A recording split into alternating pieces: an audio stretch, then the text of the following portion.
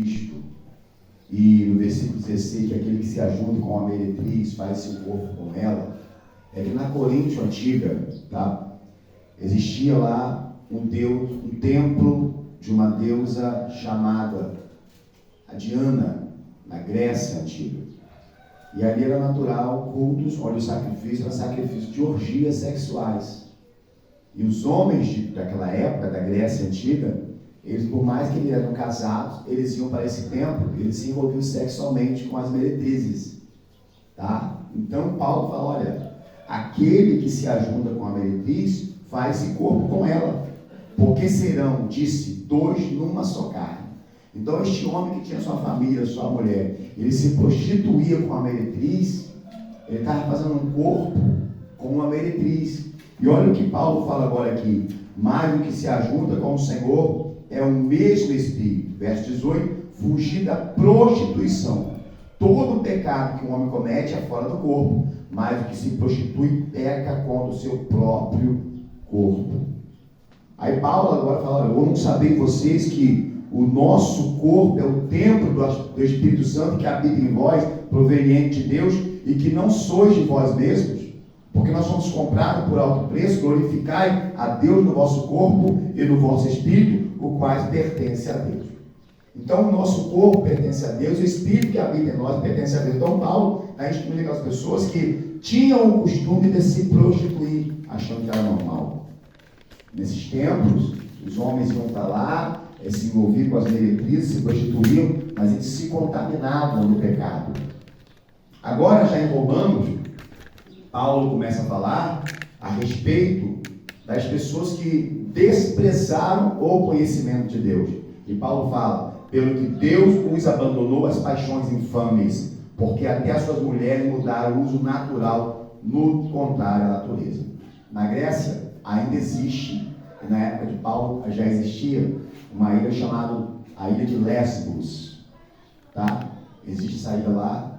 E aí, por que esse nome Lesbos? Antigamente a cidade tinha os nomes que ela se caracterizava pelas suas práticas. E Lesbos vem de quê? De lesbianismo. E essa ilha até hoje, você procura lá, Ilha de Lesbos. Existe essa ilha, tem o mesmo nome ainda hoje lá. Na época de Paulo já existia. E quando Paulo fala aqui que pelo que Deus abandonou, porque até as mulheres mudaram o uso natural no contrário à natureza. Qual é esse uso natural no contrário à natureza? Mulher com mulher, que se inflamavam e se apaixonavam, porque às vezes a pessoa confunde um carinho de você ter carinho por alguém, por paixão sexual, e elas confundem, não, uma mulher, eu sinto tanto carinho por aquele amigo que eu não entendo. Esse carinho é um carinho de atração, de amizade, e não de atração sexual, porque isso é contrário à natureza de Deus. É contrário. Isso Paulo fala aqui, que até as mulheres mudaram o uso natural do contrário à natureza, e semelhantemente também os varões, deixando o uso natural da mulher, se inflamarem em sua sensualidade, uns para com os outros, varão com varão. Então isso que está acontecendo hoje, a gente vê na televisão, e hoje virou assim, parece que a justiça quer institucionalizar o que é o pecado. Não, por força da lei, vocês serão obrigados a aceitar. Mas por força da palavra de Deus, pelo poder de Deus, nós não podemos, nós temos que pregar contra, temos que falar, olha só, isso não é a vontade de Deus. As pessoas podem fazer o que quiserem da sua vida, elas têm o direito de escolha, mas nós não podemos aceitar como algo correto, segundo a palavra de Deus. Tanto é que Paulo já pregava contra isso há muito tempo, só que hoje as pessoas estão vivendo de uma forma que elas querem empurrar. Foi um tempo atrás que estavam invadindo igrejas, que as igrejas seriam obrigadas a fazer, e quem não fizesse ia ser preso, essas uniões. Então, nós vamos ter agora a Copa do Mundo do Catar. A Copa do Mundo do Catar já colocou um banner enorme lá, um outdoor. O outdoor da Copa do Mundo do Catar, está lá o pai, a mãe e a família unidos, simbolizando a família. Mas eu quero ver que eles vão para o Catar, fazer alvoroço no Catar e dizer que eles querem que o Catar seja. Lá não tem esse negócio não. Como foi na Copa da Rússia também, a mesma coisa, vão aceitar. Então, aqui no Brasil, alguns outros países aí, essa ideologia, ela vem contra o que a palavra de Deus diz, o que contra a Bíblia diz. Amém? Então, quando nós falamos da palavra de Deus, nós estamos falando de algo que não é de agora, mas é de séculos e séculos. A introdução da lição diz assim: nesta lição, abordaremos questões relacionadas à sexualidade. Destacaremos que a revolução sexual provocou grandes mudanças na forma como a sexualidade era vista e praticada no Ocidente. Práticas antivistas como pecaminosas e até mesmo criminosas passaram a ser tratadas com naturalidade e normalidade. Por exemplo, o sexo antes do casamento entre pessoas solteiras, que era vista como fornicação, passou a ser uma prática cada vez mais aceita e tolerada. Da mesma forma, o adultério, que já foi tratado como crime, também passou a ser visto como naturalidade, bem como a normalização da homossexualidade. Então, essas coisas, estou vendo aqui, fornicação, adultério, homossexualidade, essas coisas eram pecados. Adultério era crime, alguém que traía sua esposa, ou o esposo traía o marido, a lei via aquilo como crime, foi normalizando, e hoje virou normal na mente de algumas pessoas. Mas como a Bíblia diz, nós não podemos nos corromper, porque o mundo jaz no maligno. Primeiro tópico, a revolução sexual. Um novo paradigma para a sexualidade. O paradigma judaico-cristão moldou a cultura ocidental durante séculos.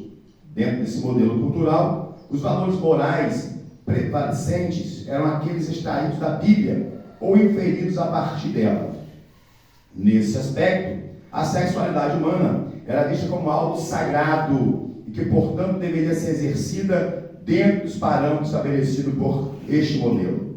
Dessa forma, as relações sexuais deveriam ser heterossexuais e monogâmicas, não sendo consideradas normais ou aceitas nenhuma outra forma de expressão sexual. Havia, portanto, uma visão conservadora sobre a forma como a sexualidade deveria se expressar. Então, como é que era a sexualidade? Era heterossexual, tá? Homem e mulher, monogâmica, o homem com a sua esposa. Mas hoje nós estamos vendo aí, poucos dias eu ouvi a televisão, o Fantástico anunciando que iria fazer uma matéria exclusiva com o primeiro trisal do Brasil. O primeiro trisal. O que é trisal, gente? Trisal é um homem com 3 mulheres. Uma mulher com 3 homens. E a televisão está mostrando isso. Nós vamos mostrar com exclusividade do Fantástico o primeiro trisal do Brasil.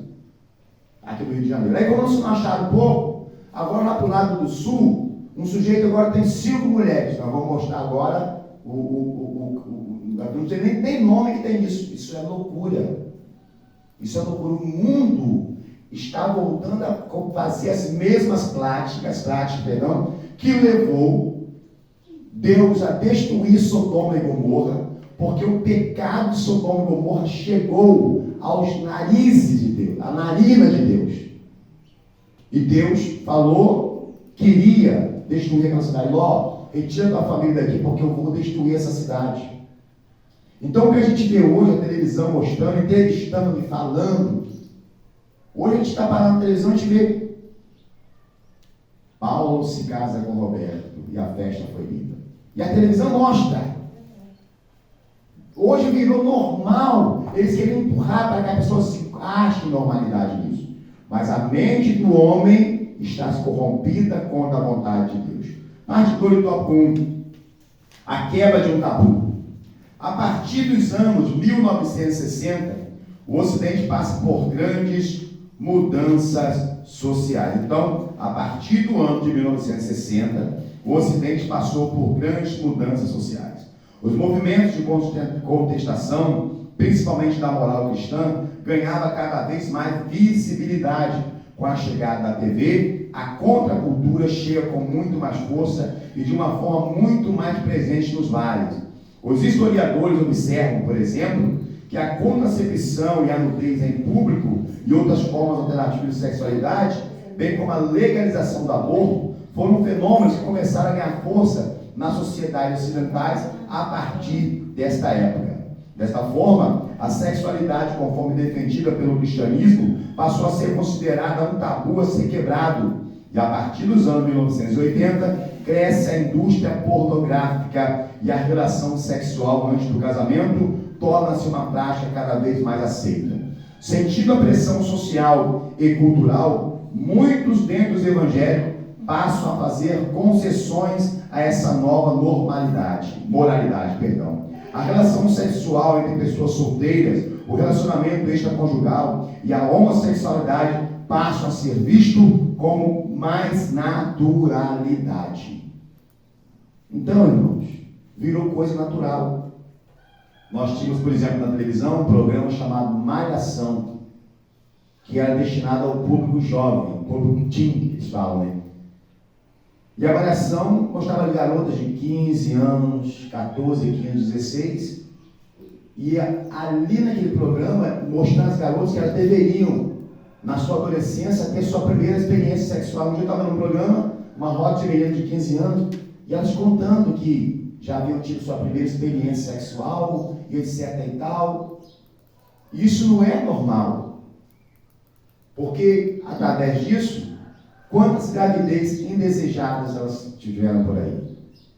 Aí, junto com essa liberdade de se ter o primeiro relacionamento sexual na adolescência, eles já brigaram para legalizar o aborto. Não, você pode ter relação sexual e se você engravidar, é só tirar a criança.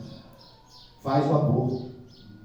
Ou seja, é pecado em cima de pecado, porque a vida, ela começa na concepção. Quando Davi diz, olha, ainda que eu estava uniforme, sendo formado do ventre, tu já me conhecias. Então, para Deus, houve a concepção, Deus já conhece aquela alma, aquela vida que está no útero da mulher.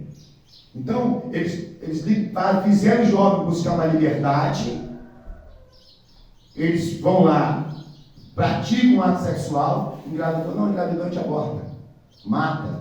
O engraçado é que eles vivem tanto falando em liberdade de escolha, etc e tal, mas aquela criança que está no ventre ali não pode escolher o que quer viver, porque eles vão lá e matam. Então, essa imoralidade do relacionamento extraconjugal, homossexualidade, as pessoas começaram a ver com naturalidade, e segundo a palavra de Deus, isso não é natural. Nós, como igreja, devemos continuar pregando a palavra de Deus, porque os dias são maus, estão aí, e nós, como igreja do Senhor, devemos buscar e mostrar e apontar, olha, tudo que aqui a humanidade fizer, um dia vai chegar o boleto para pagar. A fatura vai chegar. E quanto mais se gasta, mais tem que pagar. Não é assim que funciona? Amém? Sinopse do tópico 1. A revolução sexual trouxe um novo paradigma para a sociedade moderna. Amém? O que é paradigma? Paradigma é um exemplo que serve como modelo, como padrão. Tá bom? Então, essa revolução sexual trouxe um modelo, trouxe um exemplo padrão para a sociedade seguir. Mas bem-aventurada é a igreja que ainda continua pregando a palavra de Deus e mostrando para os servos do Senhor que essa revolução não pode entrar nas portas da igreja. A porta continua estreita ainda. Amém? Tópico 2. As principais distorções da sexualidade sadia. A prática da fornicação. No contexto evangélico, o termo fornicação passou a ser entendido como a prática não aceita e reprovável do sexo antes do casamento, realizada por pessoas solteiras. Então, fornicação é quando duas pessoas solteiras, jovens, e elas praticam sexo fora do casamento. Isso é fornicação, e fornicação é pecado. Amém? Contudo, o termo grego usado no Novo Testamento, que é porneia, que dá origem às palavras já cunhadas na língua portuguesa, como pornô, pornografia, etc., possui um sentido mais amplo. E qual é o sentido mais amplo dessa palavra? Significa qualquer tipo de ato sexual considerado pecaminoso, incluindo adultério, prostituição, impureza e fornicação. Na verdade, porneia classifica as palavras prostituição e fornicação como sinônimas. Amém? São sinônimas, têm o mesmo significado. Então, essa liberdade que estão dando aí, das pessoas fazerem o que quiserem, se não houver arrependimento, Jesus Cristo mostrou para nós que não importa o grau de pecado que alguém cometeu, O que importa é essa pessoa olhar para ele como Salvador, se arrepender e mudar de atitude. Por exemplo, Jesus Cristo, ele chega em Jerusalém, ele encontra uma mulher que foi arrastada pelos cabelos e colocada no meio de uma praça pública, e ela estava sendo acusada de adultério. Ela estava cometendo prostituição, traindo o seu esposo, cometendo pecado. A mulher teve em ato de adultério. E ali os espíritos fariseus trouxeram aquela mulher para condená-la, para atirarem pedra nela. E quando eles começam a criticá-la para tirar pedra, o Senhor escreve na areia: aquele que não tem pecado, atira a primeira pedra. Os homens lançaram suas pedras ao chão, foram embora, e o Senhor pergunta à mulher: mulher, onde estão os teus acusadores? Nem eu te condeno. Vá e não peques mais, para que não te suceda algo pior.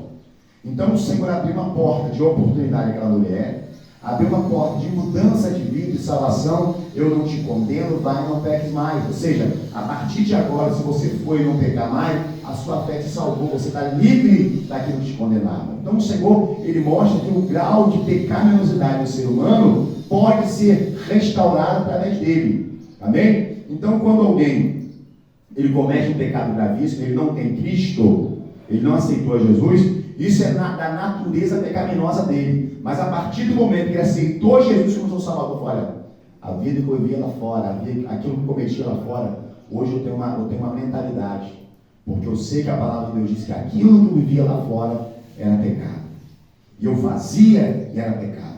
Hoje eu sei que a minha vida está mudada em Cristo, e eu não quero mais viver daquela forma. Isso é mudança, amém? É mudança. É igual uma pessoa que entra numa escola, ela não sabe ler. Ela entrou, você dá uma revista, ela está lendo, não sabe ler, então ela tá com a alma na mão que ela não consegue entender as letras. Mas quando ela começa a ler, ela olha para aquela revista: gente, olha o que está escrito aqui. Ela começa a ler, ela começa a entender. Assim é alguém que foi tirado do pecado.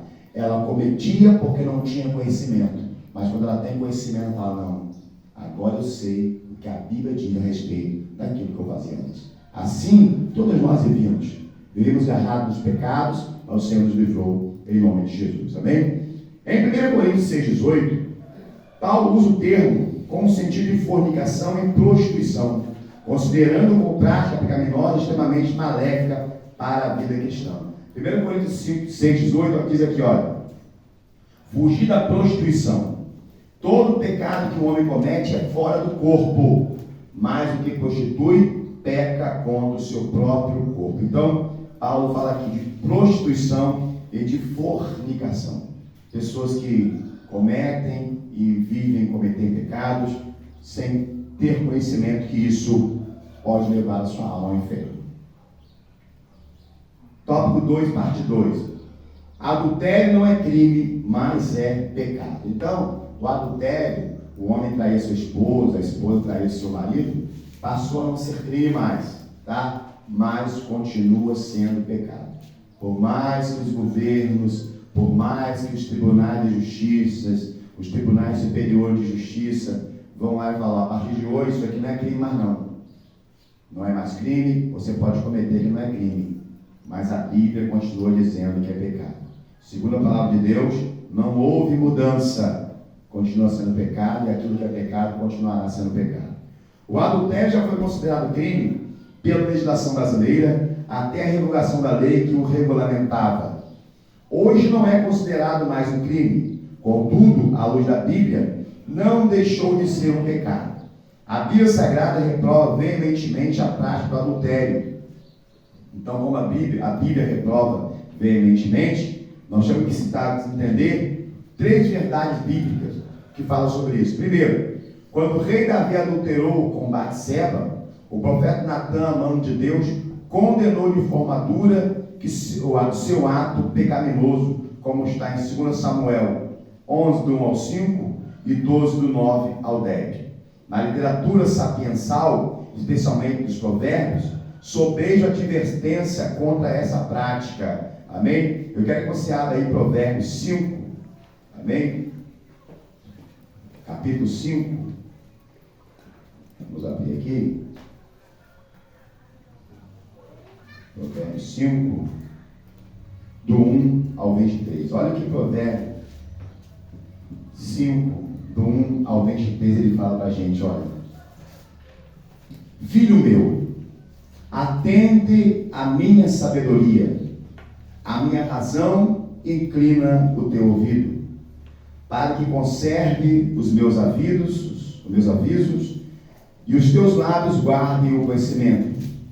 Porque os lábios da mulher estranha destilam favos de mel, e o seu paladar é mais macio do que o azeite, mas o seu fim é amargoso como o absinto, agudo como a espada de 2 filhos. Os seus pés descem à morte, os seus passos firmam-se no inferno. Ela não pondera a vereda da vida, e as suas carreiras são variáveis e não as conhece. Agora, pois, filho, dai-me ouvidos, e não vos desviei das palavras da minha boca. Afasta dela o teu caminho, e não te aproxime da porta da sua casa, para que não deis a outros a tua honra, nem aos teus anos a cruéis, para que não se fartem os estranhos no teu poder, e todos os teus trabalhos entrem na casa do estrangeiro, e gemas no teu fim, quando se consumir a tua carne e o teu corpo. E digas, como aborreci a correção, e desprezou meu coração a repreensão. E não escutei a voz dos meus ensinadores, nem os meus mestres, inclinei os meus ouvidos. Quase que em todo mal me achei, em meio da congregação e do ajuntamento. Bebe a água da sua cisterna e das correntes do seu poço. Derramar-se-iam por fora as tuas fontes, e pelas ruas os ribeiros de água. Seja para ti só e para os estranhos contigo. Seja bendito o teu manancial, e alegra-se com a mulher da tua mocidade. Como serva amorosa e gazela graciosa, saciem os seus seios em todo o tempo, e pelo seu amor se atraíram perpetuamente. E por que, filho meu, andarias atraído pela estranha e abraçarias o seio da estrangeira? Porque o caminho do homem está perante os olhos do Senhor, e ele aplana todas as suas carreiras. Quanto ao ímpio, a sua iniquidade o prenderão, e com as cordas do seu pecado será detido. Ele morrerá, porque sem correção andou, e pelo excesso da sua loucura andará errado. Aqui nesse capítulo 5, Salomão está falando aqui da mulher que atrai o homem para o pecado do adultério. E ele fala, não vai nem na porta da sua casa, porque os seus lábios destilam favos de mel. Então, aqui está uma instrução, para que o homem não venha cair no pecado da imoralidade sexual. Amém? Vamos à frente aqui. Jesus e os seus próprios apóstolos condenaram o adultério, como está em Mateus 5, 31 e 32, e 1 Coríntios 6, 9. Parte dele, o tópico 2. Homossexualidade, uma contradição da ordem natural. Os cristãos que têm a Bíblia na sua única regra de fé, compreendem a homossexualidade como um comportamento adquirido e não como um comportamento biológico. Então, como nós cristãos entendemos a homossexualidade? Olha o que está escrito aqui. Os cristãos que têm a Bíblia, sua única regra de fé, compreendem a homossexualidade como um comportamento adquirido e não como um determinismo biológico. Amém? O homem, ele pode mudar o estereótipo, mas ele não pode mudar o genótipo. Tá? Se o homem quiser se vestir como mulher, colocar silicone, mudar o corpo todinho, pode chegar ali, entrar numa clínica estética de cirurgia plástica, ele pode sair lá, eu quero afinar o nariz, quero mudar meu orelha, o meu queixo, quero botar um seio, quero sair lá o cabelo, um implante de cabelo. Basta ele ter dinheiro para gastar, não é verdade? Vai sair do lado, gente, mais bonito do que muitas mulheres. Mas ele morre, 40 anos depois, alguém vai lá naquele túmulo ali, aí está lá, aqui jaz Fernanda. Aí um vai lá, pega um cientista lá, a pessoa nem sabe se é homem ou mulher. Ele vai lá, pega aqueles ossos ali, raspa, vou fazer um exame de DNA aqui nesses ossos. Aí sai lá, cromossomo masculino. Mas não está ali Fernanda? Morreu como Fernanda, mas Na verdade era Fernando. Porque mudar a aparência é fato, pode se mudar. Mas aquilo que está em nós, como Deus nos fez, é impossível o homem mudar. É impossível. Não tem como mudar. Então, isso é comportamento adquirido e não é biológico. Amém? Não é biológico. Então é por isso que os pais, que têm pai de menino tem que ser criado como menino. Hoje está um tal de criar menino dentro de casa, jogando balela no tapete. Não é verdade? Soltando pipa no ventilador, pariu no ventilador, bota pipa. Fica, não, leva o menino para o quintal, para o campo de futebol, dá uma bola para ele jogar, dá um carrinho, deixa ele correr na lama, se sujar. Menino tem que ser criado como menino. Mas hoje os pais estão protegendo os meninos numa redoma, que o menino hoje vive dentro de casa preso. Bota os brinquedinhos para aí, coloca a televisãozinha lá para ele ver televisão, desenha com mensagens subliminares. Daqui a pouco a criança começa a ter um comportamento diferente, porque a babá eletrônica ensinou coisa a ele, e ele adquiriu aqueles comportamentos. Ele adquiriu. Ok? Não há nenhum dado científico confiável que diga que a homossexualidade seja genética. Em outras palavras, não há como dizer que alguém nasce homossexual. A homossexualidade é um comportamento adquirido e vários fatores fazem parte desse processo. Por exemplo, o caso dos gêmeos idênticos comprovam isso. A realidade tem mostrado, e as pesquisas confirmam, que há gêmeos, que um é homossexual e o outro não. Se a homossexualidade fosse genética, isso jamais aconteceria. Em outras palavras, os gêmeos seriam homossexuais, pois possuem a mesma constituição genética. Então, são comportamentos adquiridos e não genéticos. Assim, os cristãos conservadores, que amam a palavra de Deus e o corpo de Cristo, entendem que a reprovação da prática homossexual se dá por conta de esta ser contrária à ordem natural da criação, conforme registrado na Bíblia, e não fruto de preconceito. Irmão, preconceito, tá?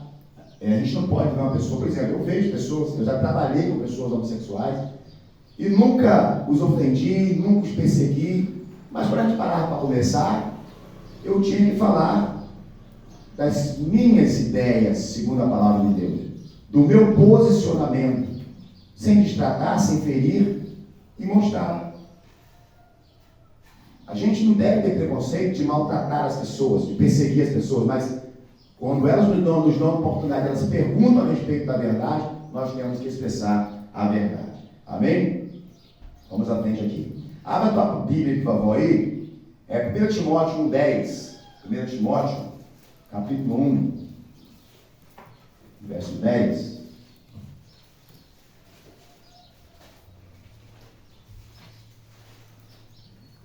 Timóteo 1, verso 10.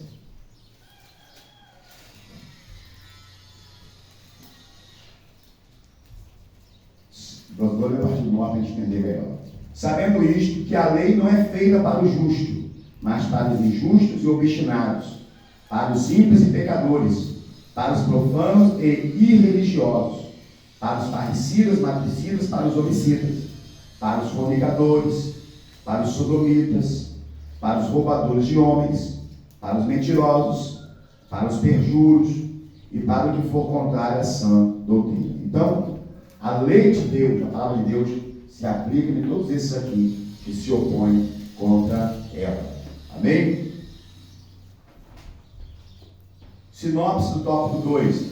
O relacionamento pré-conjugal, extraconjugal e homossexual é uma prática que distorce o propósito de Deus, ou seja, distorce o propósito. Qual é o propósito de Deus para o casamento? É o mesmo que o Senhor deu lá no Éden, Adão e Eva: crescei e multiplicai. A gestação e a continuidade da espécie, da raça humana, só pode ser através de um casal. São eles que procriam. E por trás desse negócio aí de união de mesmo sexo, existe um controle para que a humanidade venha só regredir. Porque não tem como dois homens procriarem, duas mulheres procriarem. Amém? Tópico 3. O padrão bíblico para uma sexualidade sadia. O sexo atende uma necessidade da criação. Uma das principais razões da prática sexual está associada à procriação. Deus disse para o primeiro casal se multiplicar e encher a terra, como está em Gênesis 1:28, multiplicai e enchei a terra. Sem a procriação não haveria perpetuação da espécie humana. O sexo, portanto, atende uma necessidade premente da criação. O sexo como complementação e satisfação. Além da procriação, o sexo deve atender à necessidade de complementação e satisfação.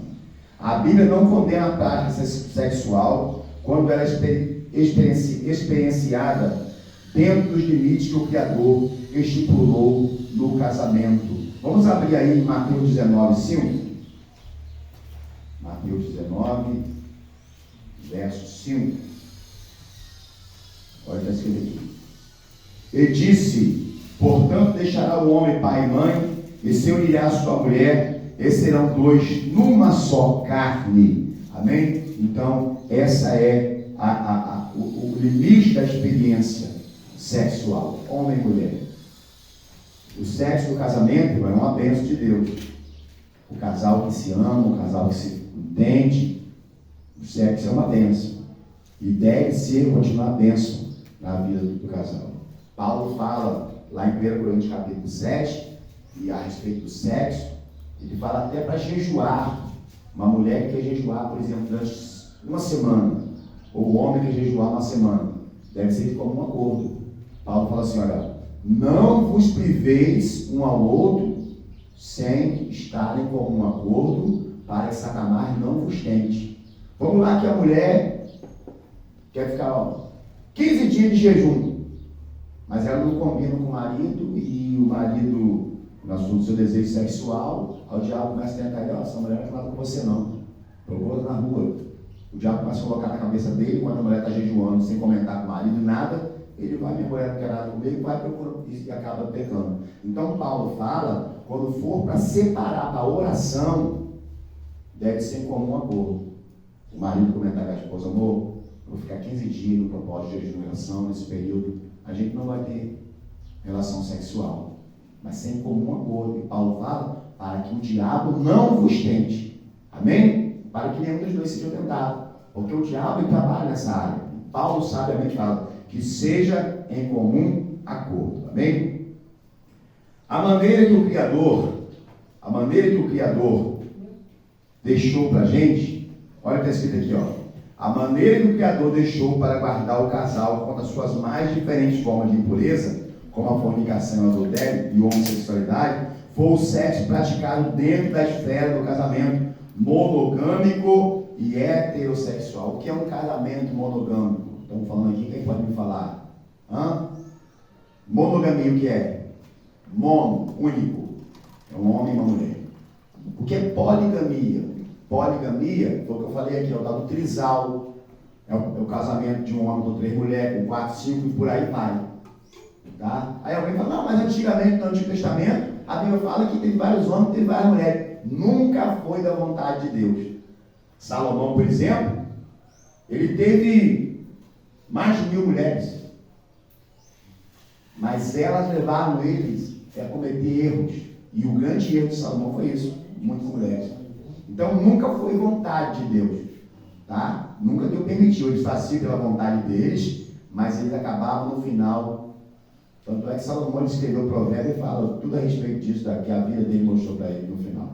Amém? Então o casamento é monogâmico. Às vezes a gente vê no mundo animal, por exemplo, a baleia, por exemplo, é um dos animais mais fiéis que tem no mundo. A Bíblia diz a orca. Se for estudar um pouco sobre a orca ela nasce, na juventude ela conhece a sua parceira, né? Vira ali um casal de orcas, e a partir do momento que elas se unem e elas geram esses bebês, nunca mais elas se separam e vão até a morte, até o fim. E a orca, por exemplo, se uma outra baleia orca, que é o parceiro, for caçada, o pescador ela morrer, vamos supor, caçou o macho, ficou a fêmea ela morre.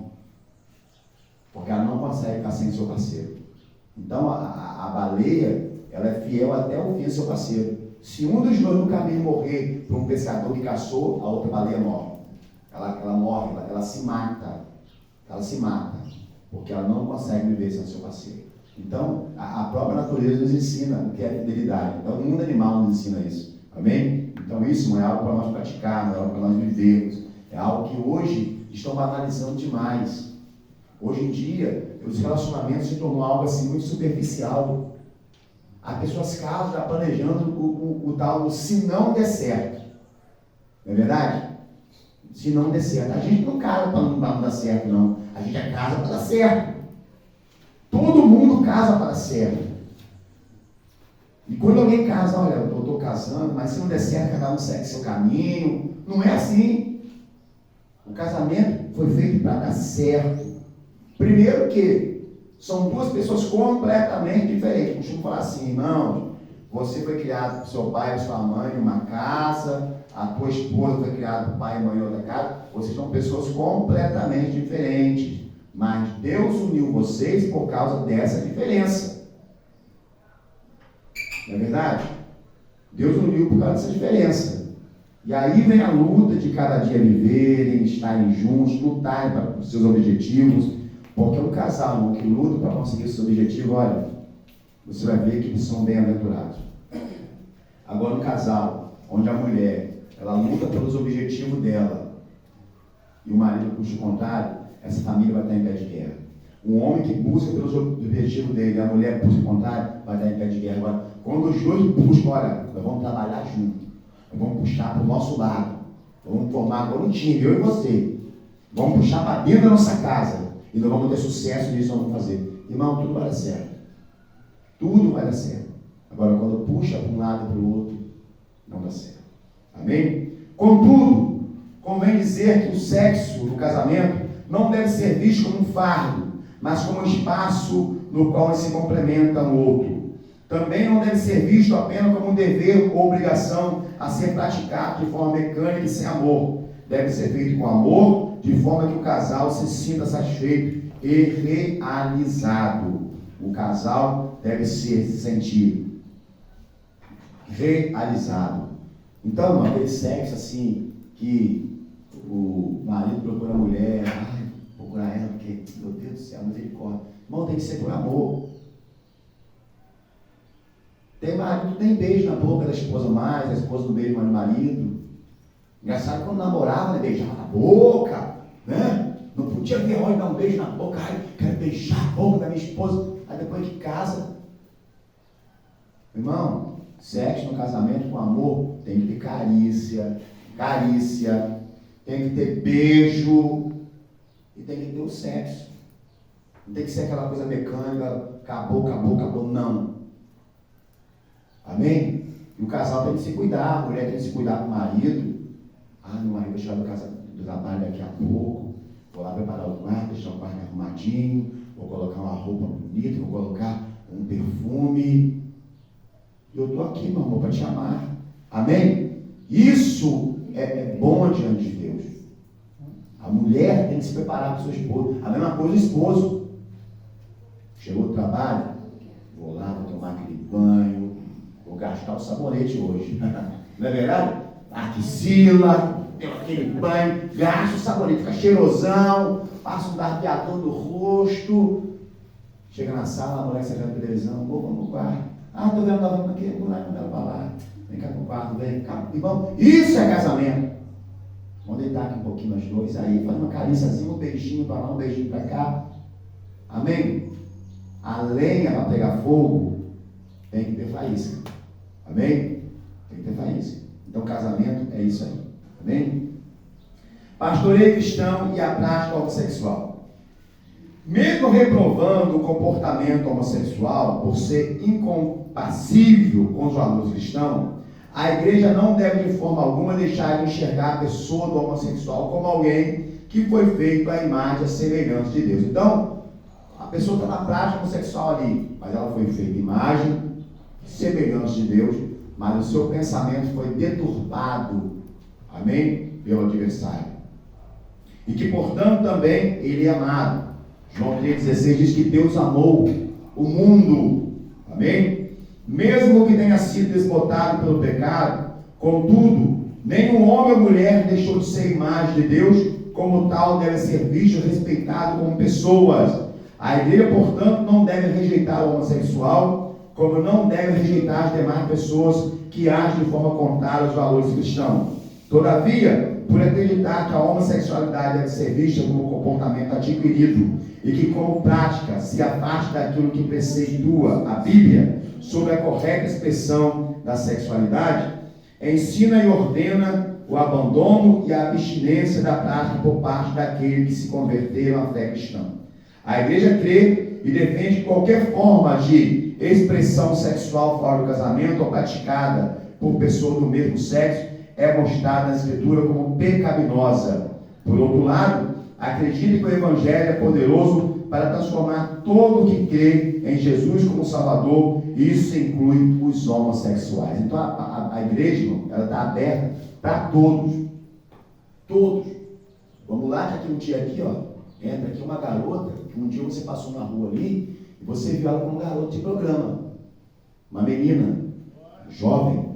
Você passou um dia lá no centro, encontrou ela na rua, como garota de programa, fazendo programa nas esquinas. Aí um dia ela foi, chegou aqui, entrou, sentou ali. Aí vamos lá, que ela senta ali, todo mundo olha para trás e começa a cutucar. Olha, aquela garota de programa está aqui na igreja. Ai, meu Deus, a garota de programa está no culto. Com o meu marido. Seu marido, você cuida dele sexualmente na sua casa e ele não vai se interessar pela garota de programa. A garota de programa entrou na igreja porque ela estava farta da vida pecaminosa. Mas ela entrou naquela noite no culto, sentou na cadeira, a palavra de Deus falou com ela, terminou o culto, ela aceitou Jesus e ela agora vai se tornar uma garota de Deus. Amém? A mesma coisa o homossexual. Teve um dia que eu sempre conto aqui, eu passando ali no centro da cidade, eu sempre saía para lanchar no meu trabalho, o meu lanche era de 8 às 9. Eu saía de lá, ia lá na Praça Saldanha, comendo pipoca, comendo um hot dog e depois voltava para o trabalho. Quando eu estou voltando pela Avenida Roberto Torres ali, na esquina do Cavalo do Amazonas, tinha ali um rapaz travestido e todo mundo passava, cortava a volta, eu passei, e aí jovem, tudo bem? Ele, tudo bem, o que você quer? Eu queria te apertar sua mão e dizer que Deus abençoe a sua vida. Só falei isso e começou a chorar. Deus abençoe você, Jânio. Deus quer mudar a tua história. Dificilmente alguém passa aqui e olha para mim e faz o que você fez. E aí, irmão, quando a pessoa viu passando e apertando a mão ali, alguma pessoa passava de carro achando que eu estava contratando o serviço dele como... Não, eu estava falando do amor de Deus ali para ele e depois seguir no caminho do meu trabalho. Amém? Então a gente não deve estar trabalhando, deve amar. Amar. Porque Deus quer mudar a vida dessas pessoas. Conclusão. Nesta lição, aprendemos sobre 3 dos principais desvios no modelo da sexualidade bíblica: a fornicação, o adultério, a homossexualidade. Essas 3 práticas pecaminosas têm ganhado cada vez mais espaço na sociedade. Nas últimas décadas, muitos crentes têm negligenciado o ensino bíblico e também se rendido a essa sutileza pecaminosa. Qualquer prática sexual fora do modelo bíblico traz consequências morais e espirituais. Deus quer que vivamos o sexo no padrão por ele estabelecido, o que de fato vai nos fazer realizados e plenificados, seja uma vida plena. Então o ditado que diz que quem almoça bem em casa não come nada na rua. Né, irmão amado? Você sai de casa e comeu aquele prato de comida ali, ó, Rangel? Aquele prato bonito, você vai ter fome na rua? Assim é o casamento. Amém? Assim é o casamento. A mesma coisa no casamento. Quem está pleno no seu casamento se alimentou bem em casa, meu. Você não tem fome na rua. Mesma coisa para a mulher e para o homem. E casamento também não é só sexo, mas é carinho. Tá bom? Carinho. O marido tem carinho pela mulher, a mulher tem carinho pelo marido. Isso é o casamento. Amém? As perguntinhas aqui da lição. Vou perguntar hoje, vou mudar aqui as perguntas. Vou fazer uma a cada um. Amém? Amém? Vou mudar agora. Bia vai responder, Bia? Primeira pergunta que vamos fazer para o diácono Atos. A partir de que ano o movimento da contestação da moral cristã ganha mais visibilidade? A partir dos anos de 1960, o Ocidente passa por grandes mudanças sociais, um movimento de contestação, principalmente da moral cristã, ganham cada vez mais visibilidade. Correto, parabéns, Diácono Wallace, amém? Nossa, você ajuda com a revista também? Ah, não? Não respondi, não. Não respondeu não, né? Quem mais? Então, vou perguntar ao nosso irmão Rangel. Qual o sentido mais amplo da palavra grega porneia? Pornografia? Hã? Pornografia? Mas é maior um pouquinho. É mais? É. Quem mais respondeu? Significa um gatilho de ato sexual, considerado pecaminoso, incluindo adultério, prostituição, pureza, fornicação. Correto, isso aí, ó. Significa qualquer tipo de ato sexual considerado pecaminoso, incluindo adultério, prostituição, impureza e fornicação. Correto. Amém? Pergunta 3. Quem está com a revistinha vai responder? Mais ninguém não? Pergunta 3. Cite pelo menos uma base bíblica que reprova o adultério. Pelo menos uma base bíblica. 2 Samuel 11:1. Isso aí, ó, 2 Samuel 11, 1 ao 5 é uma base bíblica. Quando ali Davi pecou, Deus envia o profeta Natan. É uma das passagens bíblicas mais lindas que eu acho, tá? Porque quando Davi ele comete adultério, ele possui a mulher de Urias, Deus envia o profeta na casa dele e o profeta conta uma história. Ó rei, certo homem rico, tinha várias ovelhas criando, ele recebe uma visita em sua casa, e ao invés dele matar uma ovelha do seu rebanho, ele pegou a única ovelha do seu vizinho e matou e fez um churrasco para o seu amigo. Davi fica irado e fala: digno de morte é este homem.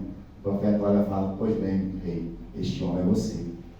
Irmãos, é algo muito lindo, porque Davi, ele tinha consciência do que o homem fez de errado, mas ele não tinha consciência que ele tinha cometido um pecado gravíssimo. Então, quando o profeta fala: este homem é você, ó rei, porque você tomou a mulher de Urias. Então, é uma passagem muito forte que tem a palavra de Deus. Pergunta 4. Como o cristão compreende a homossexualidade, a irmã Ariana? Compreende a homossexualidade como um comportamento adquirido e não como determinismo Biológico, isso aí. Os cristãos, eles não veem como vou até ler aqui direitinho, como ela falou. Os cristãos conservadores, que têm a Bíblia como sua regra de fé, compreendem a homossexualidade como um comportamento adquirido e não como um determinismo biológico. Amém? Pergunta 5. Qual a maneira que o Criador deixou para guardar o casal contra as suas mais diferentes formas de impureza? A maneira que o Criador deixou para guardar o casal contra suas mais diferentes formas de impureza, como a fornicação, o adultério e a homossexualidade, foi o sexo praticado dentro da esfera do casamento monogâmico E heterossexual. Amém? Convém dizer que o sexo no casamento não deve. Amém. Amém? É só até mesmo aí, então, monogâmico e heterossexual. Então, foi a maneira que o Criador deixou para guardar o casamento. Que o casamento seja monogâmico e heterossexual. Amém? Que os casais possam se compreender, se amarem, possam estar sempre juntos do outro. Porque o casamento, ele não é feito só de momentos felizes, vão ter momentos tristes. Assim é toda a nossa vida, né? Eu falei isso lá no aniversário, nossa vida é assim, altos e baixos. E o casamento não tem momentos maravilhosos, daquele ápice de alegria, vai ter aquele momento muitas vezes de alguma tristeza, depois alegria de novo. Assim é toda a nossa história. Amém? Mas nós temos que saber pegar os momentos bons e desfrutar bem dele, que eles ficam marcados em nós. Para quando vier um momento triste, eu me lembrar dos momentos bons.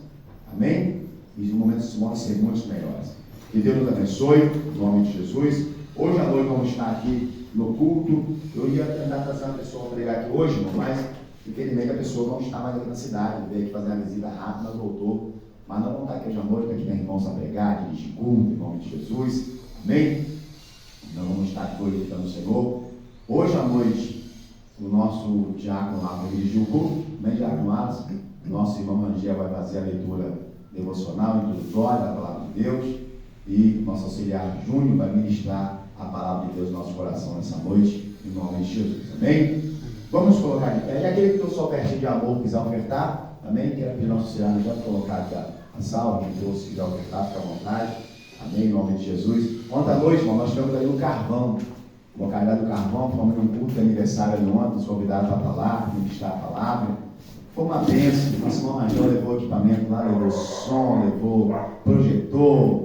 Foi uma bênção o culto lá. Os irmãos gostaram, ficaram muito felizes, né? Podia ver a felicidade dele. Quando nós começamos a louvar o louvor lá então, a pessoa, tinha gente que até estava indo embora, já voltou, né, para louvar com a gente. E foi muito bom a gente estar aqui no Carvão ontem à noite. Inclusive a família falou que vai visitar a gente aqui. O Fábio e a Débora. Falou que vão vir, fazendo a visita a gente. Quem sabe vão ficar com a gente aqui, né? Congregando com a gente aqui em nome de Jesus. Então, Deus possa abençoar o Fábio, a Débora. Fiquei muito feliz de estar com eles ontem à noite em nome de Jesus. Amém? Vamos nos colocar de pé, Senhor. Vamos estar orando, agradecendo ao Senhor. Eu quero convidar aqui o auxiliar Júnior, amém?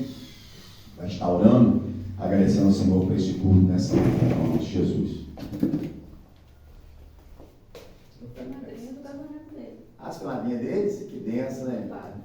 Gente muito boa, assim. Vamos orar. Amém. Soberano Deus, amado, querido, eterno, glorioso Pai, obrigado, meu Deus, por mais um estudo abençoado, mais uma manhã, meu Deus, na Tua presença, aprendendo mais e mais da Tua palavra. Meu Deus, muito obrigado por tudo que o Senhor tem feito em nossas vidas, e eu creio que o Senhor vai continuar fazendo muito mais. Meu Deus, nos leva para nossos lares, debaixo da Tua graça, da Tua proteção, nos dê um fim de tarde abençoado na Tua presença, um culto abençoado, meu Deus, hoje à noite. Toma o ministério do louvor, a direção do culto, a palavra que vai ser pregada, todos vai em suas mãos em nome de Jesus. O Senhor possa nos livrar, nos guardar de todo mal, em nome de Jesus. Amém. Que a graça do nosso Senhor e Salvador Jesus Cristo, o amor de Deus e as consolações do Espírito Santo seja com toda a igreja. Todos digam amém. E até a noite em nome de Jesus. 19 horas, irmão, amém? Quando der 6h10 na sua casa, já começa a tomar banho, se ajeitando. Às 19 horas ele está aqui. Amém, Maio? É isso aí. 19 horas vamos chegar aqui para a gente já cultuar o Senhor. Amém? Em nome de Jesus. Vamos em paz até a noite, em nome de Jesus.